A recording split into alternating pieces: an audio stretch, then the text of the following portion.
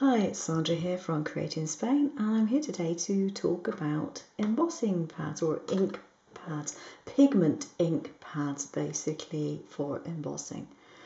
Okay, now if you have a normal ink pad, a dye-based pad, then you can't use that for embossing because it's got nothing that makes the embossing powder stick to it. So basically that's the difference.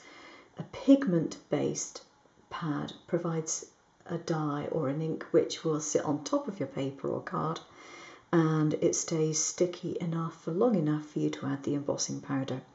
The dye ones won't. So to that end, I wanted to buy some pigment pads because I've made some stamps for myself recently, polymer stamps, and I wanted to be able to use embossing powders. A friend brought me some embossing powders in the UK and I haven't had a chance to use them. So I went to the shops a couple of days ago and I purchased these two.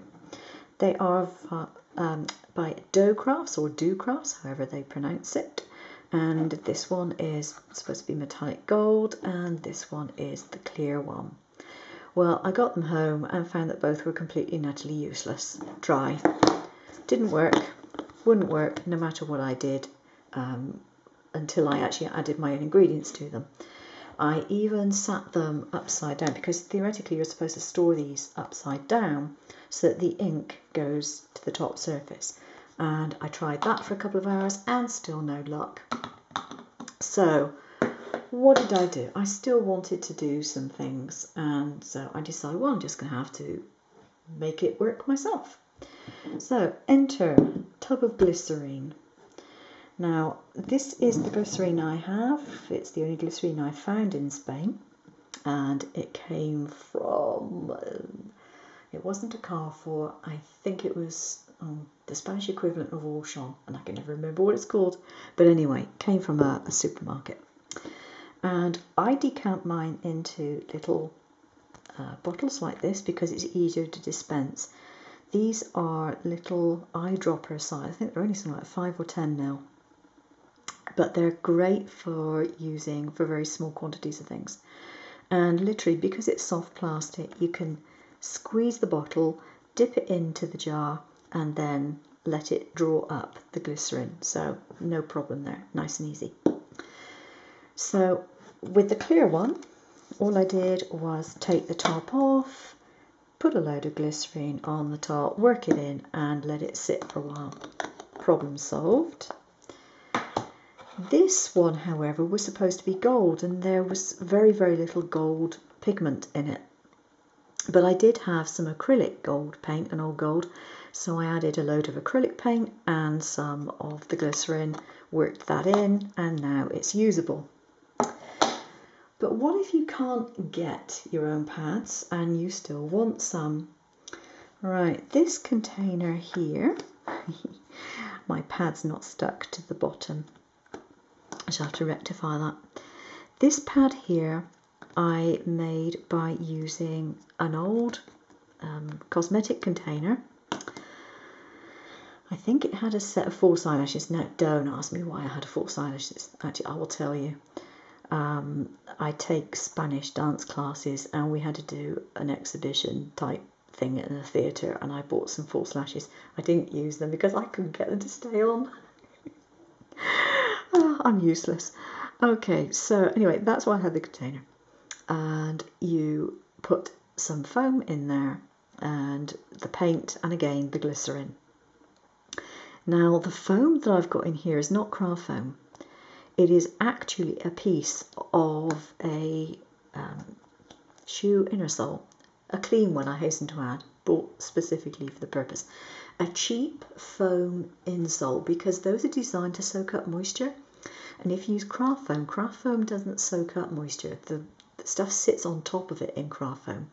That's not quite what you need. You need it to sink into the actual pad, because otherwise all the liquid is on the top. You end up with too much liquid on your actual stamp when you stamp it. So that one I made in silver. However, the other thing I did was I took a normal kitchen sponge, cut it into pieces and put it into this container. And as you can see, I've now got a red one. I have a blue. I think the next one's yellow. Yep. And the last one is actually white. So how did I make these? It's really, really simple. So simple. Take a piece of glass. This is an old glass coaster that I've scraped all the design off of. And take some watercolour paint from a tube. You can use gouache or gouache. I don't know how you pronounce it. Is it gouache or gouache? I don't know. Or you can take watercolour. Watercolour is transparent, gouache is not. Okay, so you take some of that and you squeeze about a pea-sized drop onto here. You then take your glycerine and you literally squeeze one drop. Pea-size, one drop. It should be somewhere in the region of about 25% glycerine to paint. You can use a cocktail stick to mix it up, or you can, if you have your, where did I put it? Oh, here it is. If you have your sponge already in your containers, you can just mush that around and it will soak it up, and then your job is done. If, however, you just want a little bit of a colour to do a particular design and you don't want to store it in a pad or anything like that, you can make up a tiny amount and you can use a little piece of foam and you can dab it in there and then dab it onto your stamp. Okay, so just clean that bit off and that will work just fine. If you want to make a white version, then I suggest you buy something like this. Now, I know it says fluorescent marker. It isn't. I don't know why it says fluorescent marker. This is a marker that is designed for use on blackboards, like outside cafes and things like that. And it's a very wet but very opaque water-based paint. And you can literally just scribble that onto a coaster and use it with a sponge, or in fact you can sort of put it directly onto the stamp itself, depending on the design of the stamp and whether it's suitable. But if you've got a bigger stamp, you'll want to put it on a sponge and sponge it on. Now, because this is water-based and because of the type of thing it is, it stays wet for quite a while. So you can put embossing powder on that and you'll be fine. It won't dry before you get the embossing powder to it. If you didn't add glycerin to watercolour or acrylic paint, which you can also use, it would dry before you got the embossing powder on. Now, the other useful thing with this is that you can use it to emboss onto acrylic, as I've done here. A word of caution though, because this is water-based and it's designed to be easily removable, you only use this if you are going to emboss on the top of it. If you want to stamp images and you don't want to emboss, use straightforward acrylic paint and just dab it on with a sponge. That will be fine and it will stay put. If you put glycerin with your paints, certainly from what I have found so far, they take quite a long time to dry, and so you may end up smudging them.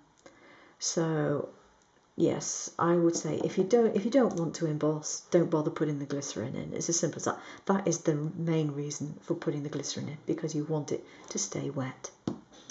So you can use those.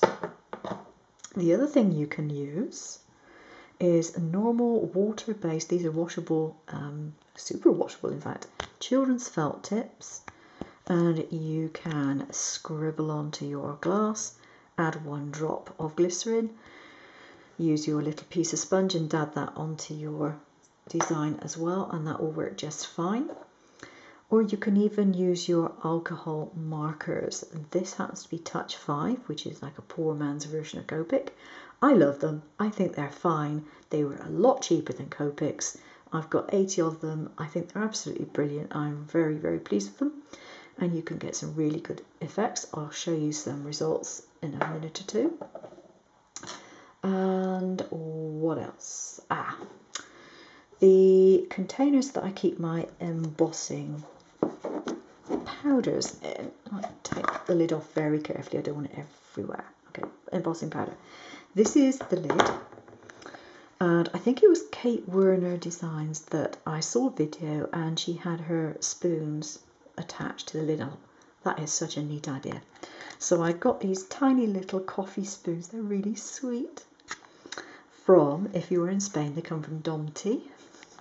Every Spanish town, I think, has got a Domti. It's one of these, it's like a pound shop or a dollar store, and they sell these, and they're brilliant. And all I did was I got some thick foam. This happens to be insulation foam for windows, and it's sticky on one side. And I just got some hot glue and I glued a hair grip to the other side. And that does the job beautifully. It's great. Keeps it nice and tidy. Okay, so that bit is done. Right. For my anti-static method, I use baby talc stored in an old lip gloss container and a brush. Simple but effective, and it works, so I don't have a problem with that. Now, what sort of results can you get? For example, you can get this. This was done with a yellow paint and a sparkly, it's an iridescent powder. This one is a Paper Mania one. Iridescent, I think it's called.